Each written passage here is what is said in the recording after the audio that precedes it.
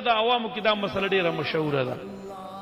او مونږ مولیانو هم کله کله کې د بعضي مولیانو هم بیا لار ورکړي ما ته چا ویل نو ما ورته ویل چې یاره دا تاسو کې نو استاد د دې مسلې جواب مخامخا راکړي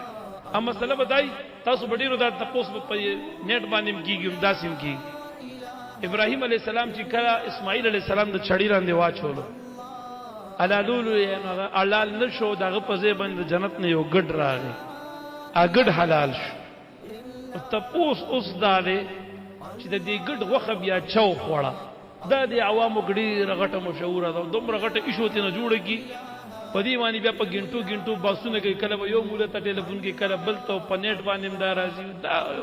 ایشو جوړه کړی ده دا دومره غټه خبره خو نه ده نه په دې باره کې د شریعت چې دا ته معلومه نه کېږي مونځ کې د نقصان راځي یا قربانۍ کې دا چا ویلي د دې مسلې د زده کولو یا نه زده کولو ضرورت شریعت کې نشته خو هغه ته خامخا یو ایشو ته نه جوړه کړی ده نو د مسلې جواب ډېر آسان دی ادر تویما خو اول در تویم که دا مسله چاله نه ورځي نو دا عیب خو نه دی دا مسله زده کول څه ضرور خو نه دی خو بیا هم ته وی چې خامخا ابراهیم علیه السلام چې کوم ګډه لال کړو دا ګډ غوښه چا خوړلې ده نو دا غي بارک بحر المحیط لیکلی دي د سورۃ الصافات په ترجمه کې والصافات صفا دا غي لاندې د مبارک لیکي بحر المحیط 371 صفحه باندې لیکلی دي ابراهیم علیه السلام چې دا کوم ګډ ذبح کړو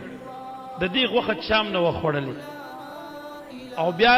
فرمایي چې دا ګډ ذبح نه بعد بیا د خدای په قدرت ژوندې شو او دا ګډ تر یو کال پورې ژوندې تر یو کال پورې ژوندې دا دې لیکلي دي وروي انه حربا عن ابراهيم عليه السلام عند الجمره فرماه بس او قدر روایت ذکر کړي بیا په سرستو بیان کې تفصیل کوي د بعض روایتونو دا معلومیږي چې د دې ګډ چې کومه غوښه وا دا ګډ چې وو نو دا د نسل والا ګډ نو نسلی او د خوراک والا ګډ نو بلکې دا یو تکوینی ګډو اوس په دې طلبه پوېږي علما او صوفیه پوېږي دا د تکوینی امور سره تعلق لري دا تکوینی ګډو دا د خوراک د پاره نو چې د دې بیا حلال شي د دې غوښه تقسیم شي ودي خوړې شي نه جنا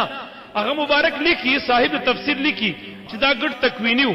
وقال ابو بكر الوراق انه لم يكن عن نسل بل عن التكوين دا ګډ چې ونه دا تکوینیو د دغه وخت تقسیم شوی یا خړلې شوی نه دا تکوینیات نو دا لکه د خضر علیہ السلام په واقعیا کې بعضی راځي زموږ ټیم وړېدل هم دي خو به هر تقدیر دا ګډ تکوینیو بس لنډه ده دا دې خوخه خړلې شوی نه دا چام نه ده خړلې نه ابراهیم علیہ السلام خړلې نه بچو خړلې نه دا زماني خلکو خړلې آسان جواب په دې باندې سر مخ کوي م په دې باندې دې په ځای اللهم انس دکې منت بالله دکې دې په دې د مانځ سبق ټکی قران دکې دې په دې نور دینی مسلې دکې دې خبرو باندې اساس فضول ټیم مزایا کوي دا شل مسلې مونږ نن بیان